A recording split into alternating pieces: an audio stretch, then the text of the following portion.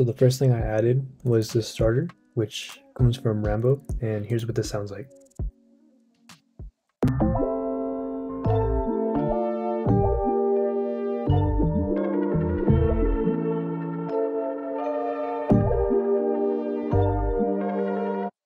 Then once I had the starter, I just chopped it up, which here's what this sounds like.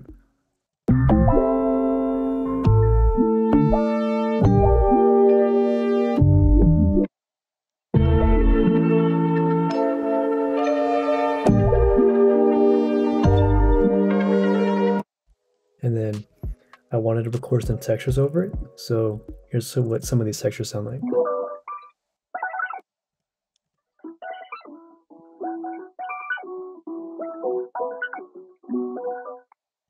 And then I'm using Apple Guitar for these textures, and for the chain, I have a Vocodex, I have a tau filter, I have a Lotus, I have an EQ, and then I have a Goodhurst Lossy, as you can see here.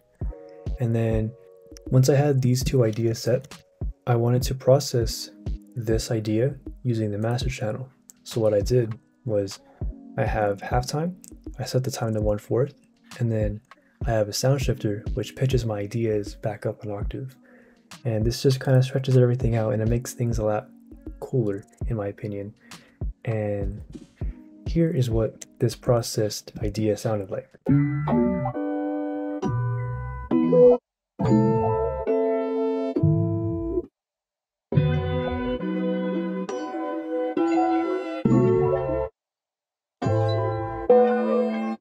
And then what I did from here was I just pitched this up 2 semitones. And then that is the main foundation for this first section of the sample. And then when it comes to the EQ, I just have this EQ taking out some low end, some of the mid range, and then this EQ on the bottom, which takes out some more mid range.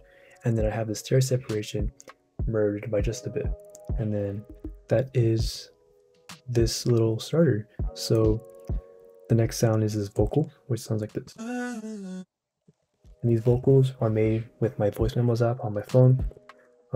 These are 2 simple chops, and there's no effects on them besides this. Actually, there's no effects at all. I just have this EQ to take out some high end, and then I'm panning the vocals to the right, and that's the vocals. So this next sound is this guitar texture. It sounds like this. I'm using Apple Guitar once again, and I'm using the same chain that I mentioned before. I believe I took off Vocodex and I took off Lossy, so I just have Lotus and then the EQ, as you can see here. And here's the first part, which sounds like this. I'm using this recording, and then I duplicated this recording, and then I made it unique, you can see there. And this is getting pitched up 10 semitones, just so that it sounds a bit better within the sample. So here's this. It's just one simple note, and then I took both of these, put them to a new mixer, and then I pan them to the right. And then I have this lead, which sounds like this. And then I'm using this Salon bell from my Sync one-shot kit. I'm pitching this down an octave, and then I'm just normalizing it so it sounds louder. And then I have this monophonic mode turned on with the slide increase, that way I can make slides within the notes. And then I have this chain, which just has a fast distortion. I have this fuzz preset, and then this EQ, which takes out some of the low end.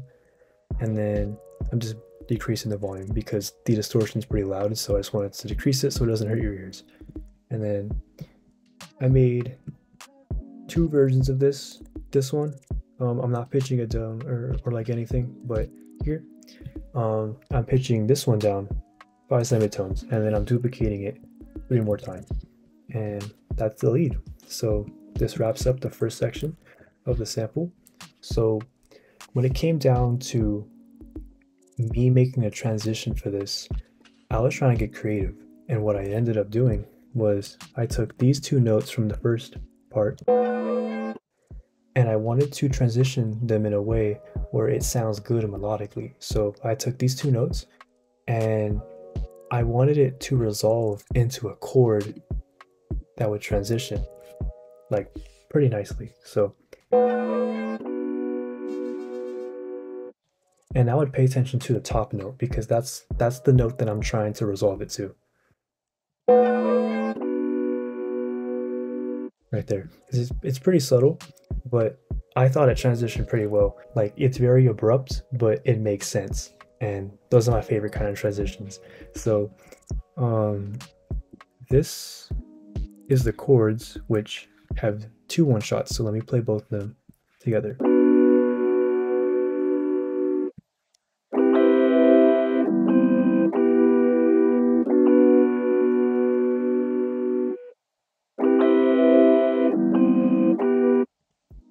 And then this first one shot, I am using the introspection one shot kit from Coop. And this, I am using loop points, and I have my length at 19, the fade in at 22, the crossfade at 64, and then the trimming to 70. And then didn't really do too much else within the one shot, but for the effects, I have this EQ, which takes out low end, and then I'm making this one shot mono. And then I have this next section, or this next version of the chords, which have which I'm using this my sync one shot kit, and then didn't really do too much here for the effects. Just have this EQ taking out low end, and then I'm merging the stereo separation by just a bit. And then here's what these sound like individually. And then here's this one. So that's the chords. And then I have this bass, which sounds like this.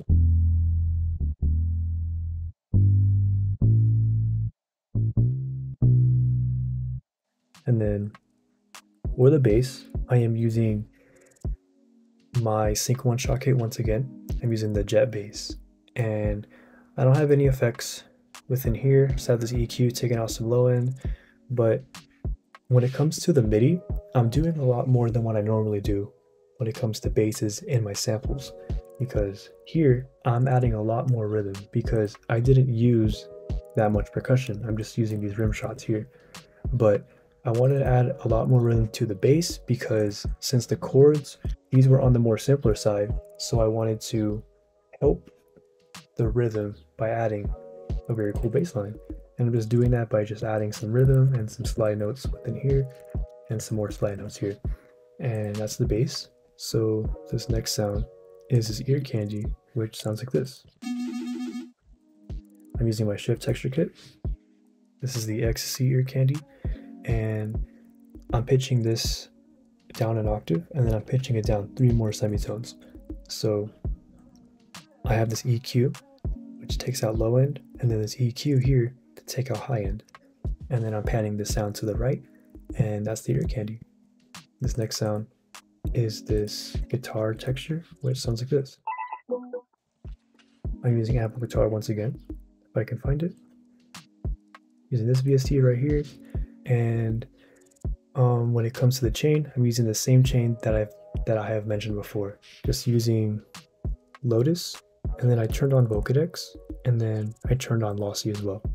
So Vocodex just changes the tone for the texture, and then Lossy just lowers the quality a bit, and then that's the texture. So this next sound is this ear candy, which sounds like this. So this ear candy, I am using my sync one shot kit. This is the berry ear candy, and I'm just time stretching it so it fits in tempo. And then I have this Goodhertz Lossy, which just takes out some high end, and then I have the mix level set to 36% within the chain. I'm just making the ear candy mono, and that's this sound. So this next sound is this percussion that I mentioned before, which here's what this sounds like.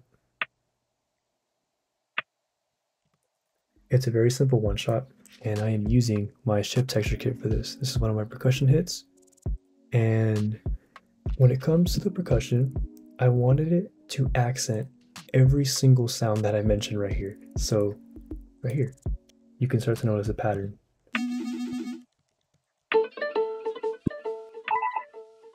So the percussion hits at the same time as all the ear candy stuff, because this just helps it make it more present within the sample. So that is what I did for the percussion. And then here's this noise, which sounds like this. Let me normalize it for you.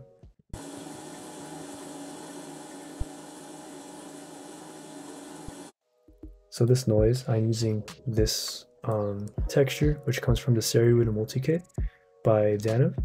And I have this EQ, which does nothing. And I'm just making this noise mono. And this adds a bit more depth within the sample. So these next sounds are the vocals, which I've never really broken down my vocals in a breakdown before. So here we go.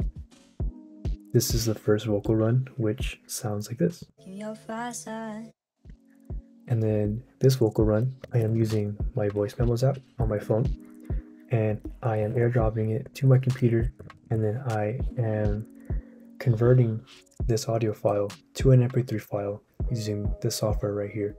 It's a pretty old and like dated software, but this just gets the job done. So there's this, and this also lowers the quality of my voice as well, which I think is perfect, because when I'm making vintage samples like this, I want to have that almost like lo-fi effect within my voice, and that's what I did here. So when it comes to the chain, this chain is off.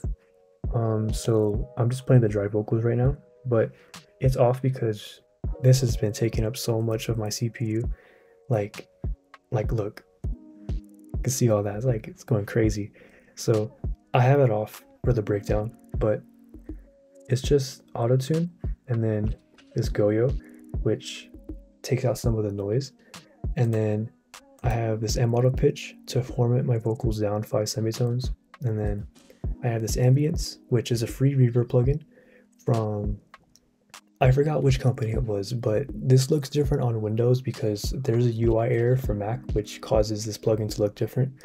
And I have this EQ to take out some low end and high end, and then I'm making the vocals mono.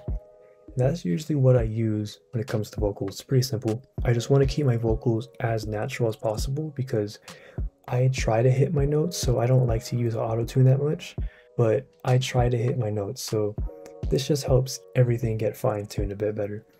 And then that's the first vocal run. So then these next vocals are these harmonies, which is the first time I've ever tried harmonies before. So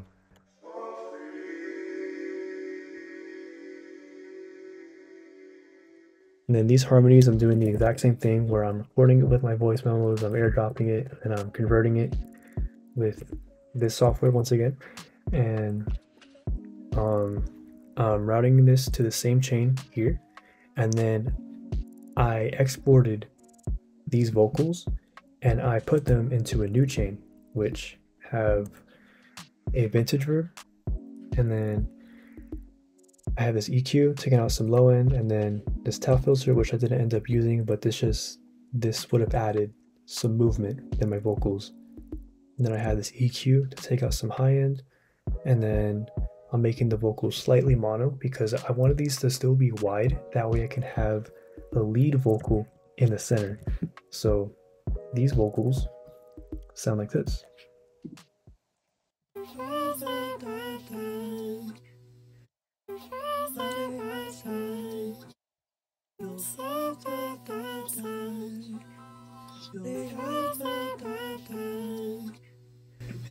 So these vocals, I recorded 2 takes, and 1 take is being pitched up an octave.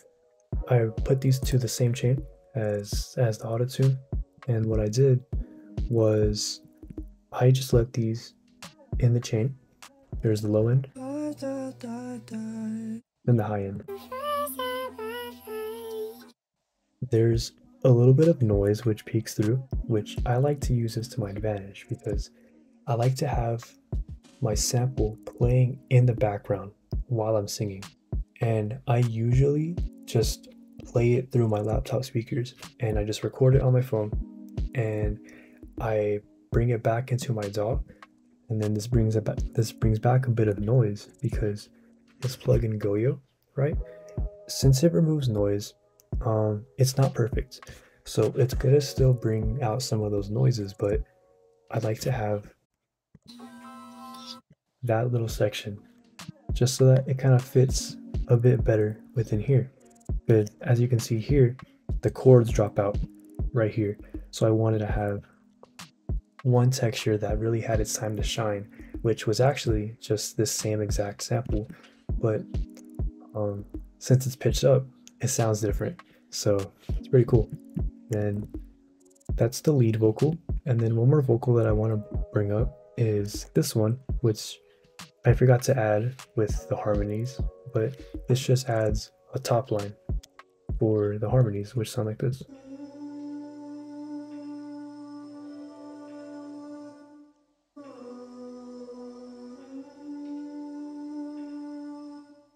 And then when combined with the harmonies, here's what they sound like.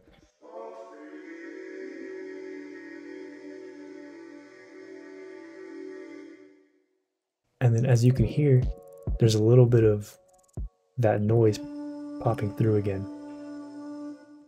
So I use noises and I use recordings like that to my advantage because I think it just brings a lot more atmosphere within your vocals. And even if you're not recording vocals, that's still a pretty cool way to just have some more depth and some more layering within your samples. So with all of that, that was this sample. So when it comes to the master, I have this sound shifter, which pitches the sample up 2 semitones. And then I have an EQ to bring us some high end. And then I have a good Hertz can opener to bring up some more high end. And then I have this EQ, which takes out some mid range. And then I have this limiter, which makes the sample louder. So that's the breakdown. I hope this was useful for you, and thank you all.